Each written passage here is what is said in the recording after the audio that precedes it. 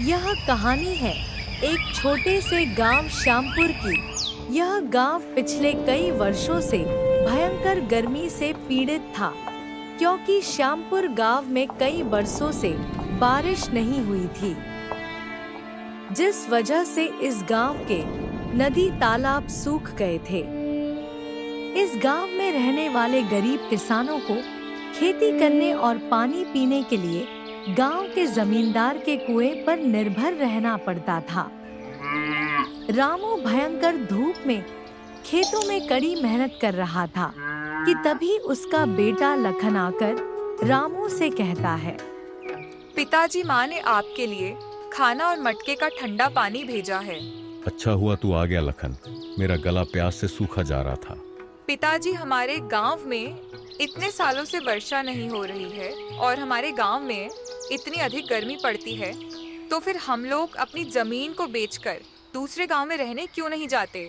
अरे लखन, तू अभी बच्चा है, तू नहीं समझेगा। हमारे गांव में पिछले कई वर्षों से वर्षा नहीं हो रही है और इस गांव में तालाब और नदी में पानी भी नहीं है।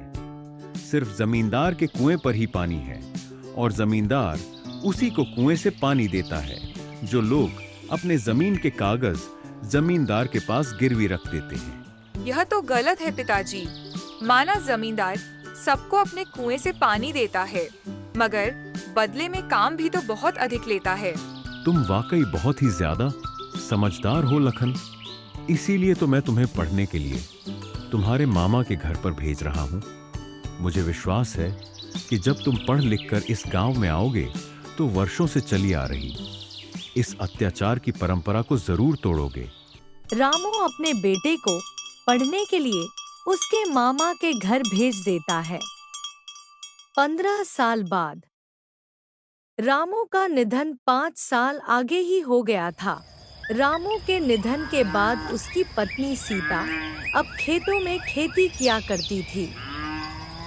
सीता खेतों का काम खत्म करने के बाद अपने घर पर लौटी ही थी कि तभी घर पर वो अपने बेटे के साथ एक सुंदर लड़की को देखकर चौंक पड़ी। लखन बेटा, तुम कब आए? बस माँ, बिल्कुल अभी अभी आया हूँ। तुम्हारे साथ ये लड़की कौन है? माँ, इसका नाम राधा है। यह मेरे साथ कॉलेज में पढ़ती थी। हम दोनों ने विवाह कर लिया है। अब यह तुम्हारी बहू है। माँ, मेरी पढ़ाई खत्म हो गई है, इसलिए मैं अपने गांव में ही रहूंगा। इस गांव के लोग आज भी जमींदार के गुलाम हैं और इस गांव में अभी भी बारिश नहीं होती, इसीलिए गांव सूखा पड़ा हुआ है और इतनी गर्मी में तुम लोग दोनों इस गांव में नहीं रह सकोगे। माँ, पिताजी ने मुझे शहर में इसीलिए पढ़ने के लिए भेजा था ताकि मैं अपने गांव के लोगों को जमींदार की गुलामी से मुक्ति दिलवा सकूं।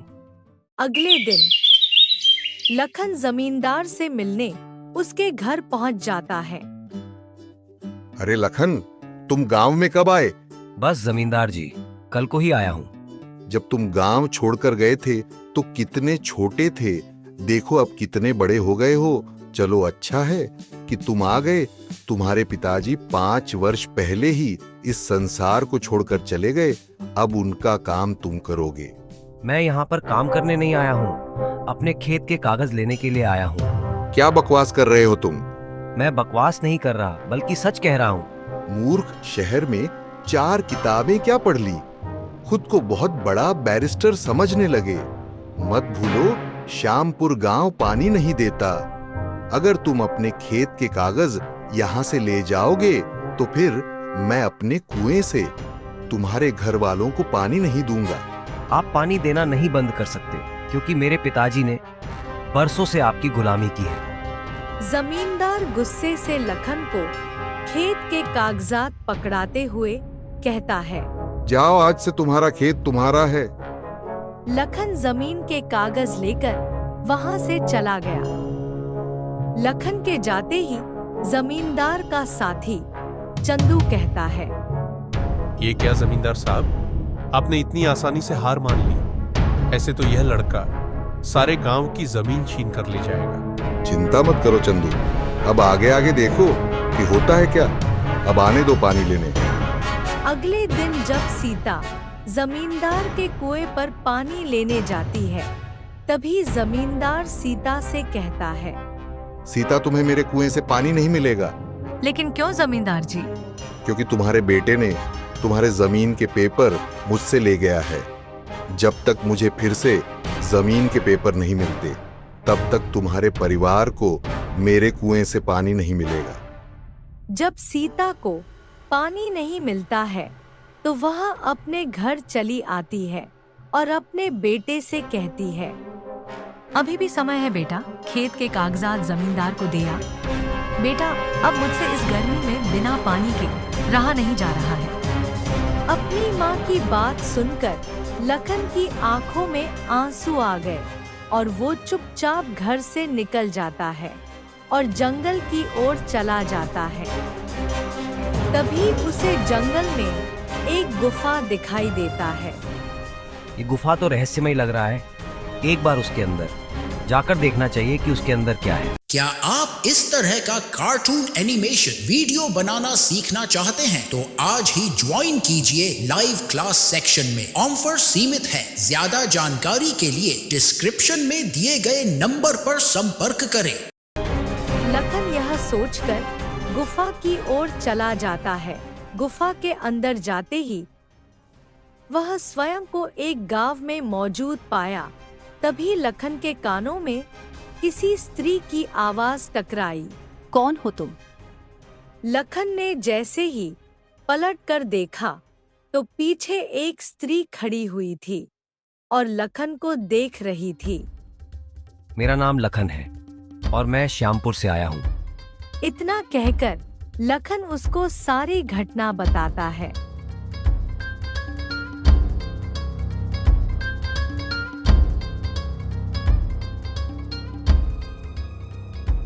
तो इसका मतलब तुम ही अपने गांव के ऊपर लगे हुए श्राप को समाप्त कर सकते हो।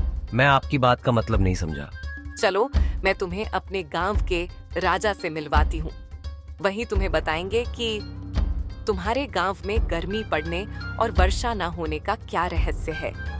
उसने लखन को राजा की हवेली में लेकर जाती है और राजा से कहती है, महाराज, यह श्यामपुर गांव से आया है। तुम जहाँ पर खड़े हो वो एक दूसरा संसार है जिसे तुम जादुई संसार कह सकते हो। महाराज, आप बताइए ना कि श्यामपुर को कौन सा श्राप है। तुम जिस गुफा से आए हो उस गुफा का द्वार हजारों सालों से बंद था, लेकिन 30 साल पहले हमारे गांव से एक साधु महाराज एक जादुई पत्थर को लेकर श्यामपुर गांव गया था। तभी जमींदार और साधु की मुलाकात हुआ था और जब जमींदार को पता चला कि साधु के पास एक जादुई पत्थर है और वह पत्थर को कुएं के अंदर रखने से कुआं कभी सूखता नहीं है, तभी जमींदार के मन में लालच आ गया और उसने साधु महाराज से जादुई पत्थर को छीन लिया था और अपने कुएं के अंदर जादुई पत्थर को डाल दिया और साधु महाराज को अपने घर के अंदर बंद करके रख दिया। और खाना पीना न मिलने के कारण साधु महाराज ने दम तोड़ दिया। लेकिन मरने से पहले उन्होंने एक श्राप दे दिया कि अब से इस गांव में कभी बारिश नहीं होगी और गांव सूखा पड़ जाएगा। उस दिन से श्यामपुर गांव में वर्षा होनी बंद हो गई और भयंकर गर्मी पड़ने लगी। लेकिन जादुई पत्थर के कारण जमींदार के कुएं का पानी हमेशा लबालब भरा रहता है। महाराज, इस श्राप से मुक्त होने का कोई उपाय है क्या? हाँ, एक उपाय है। अगर तुम जमींदार के कुएं से उस जादुई पत्थर को निकालकर मुझे लाकर दे दोगे तो तुम्हारे गांव पर लगे श्राप हमेशा के लिए समाप्त हो जाएगा। ठीक है महाराज, मैं कल को ही आपको जादुई पत्थर लाकर दे दूंगा। इतना कहकर वह अपने गांव चला आता है और सारे गांव वालों को एकत्रित करके सारी घटना बताता है।